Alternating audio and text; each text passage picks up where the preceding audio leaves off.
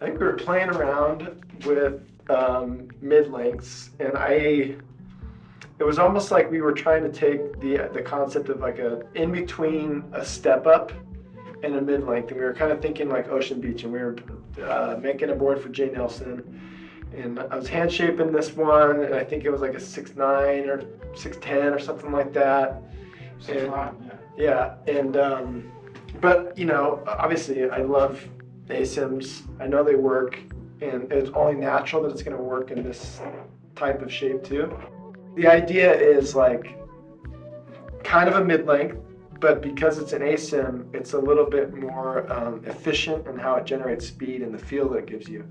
So you don't need all the planing width that a normal egg gear board would have. And so it has like a little bit more rocker, almost like you'd have in a step up. Definitely fuller in the nose and definitely pulled in the tail, but it's kind of like a little bit of a mix of the two. And then with the idea of it being ASIM twin fin setup. So twin fin slightly offset. So your heel side fin is shifted up a little bit to go a little bit under your foot, along with the little shorter rail line on your heels. And then kind of standard twin fin placement on the toe side. So this board is probably one of the funner, more versatile boards we make because it just kind of ticks a lot of boxes. It ticks the box for a mid-length that's going to paddle you better than a short board, going to get you into waves easier, but it's so dynamic in the turns and the style of surfing you can do with it compared to what you would normally do with like what you would think of as an egg.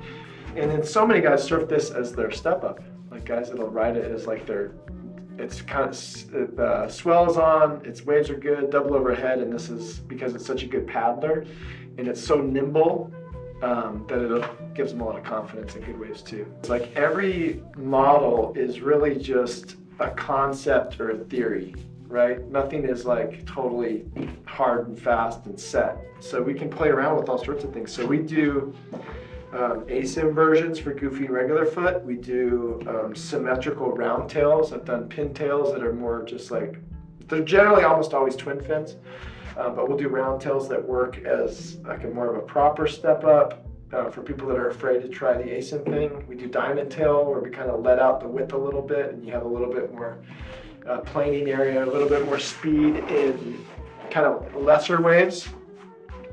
But it kind of has the beak nose that you get from like a stretched out fish or even like a fuller nosed Insanity, which gives you a little extra paddle power. It has like a kind of a lower apex performance oriented rail. It feels more like a shortboard rail than it does like an eggy 50-50 rail, which is easier for someone who's like a shortboarder to jump on this and be like, oh, this feels natural because I can push it and rail on turns really easily. Yeah, all the ending clip of Asher in art form, he's riding a round tail. You've seen him jump on that a lot, quite a bit lately. And he's surfing in good waves, getting barreled on it, but then also drawing out big turns on like a softer open face too. So, one of my favorite boards. If I was traveling, this is like, and you can only take one board on a trip, this would be a really good one to bring because it'll kind of tick all the boxes. You can surf in small waves, zing it around, step up, it's good, tubes. Size-wise, it's similar to the Darkness, and in that you can size it kind of for however much board you want. I ride this anything from 6'7" to 8'0", so it kind of works in a lot of different size ranges. You don't go as wide as you would with an egg, so like, and you go a little thinner too. So if I was riding like a 6'9", you know, in an egg, I would be like 6'9", 21 and a half. And in this, I'd go like 6'9" by 20 or something like that, or 20 and a quarter. And so you kind of want it pulled in because it's so efficient. So, but lengthwise, it's just however much board you want.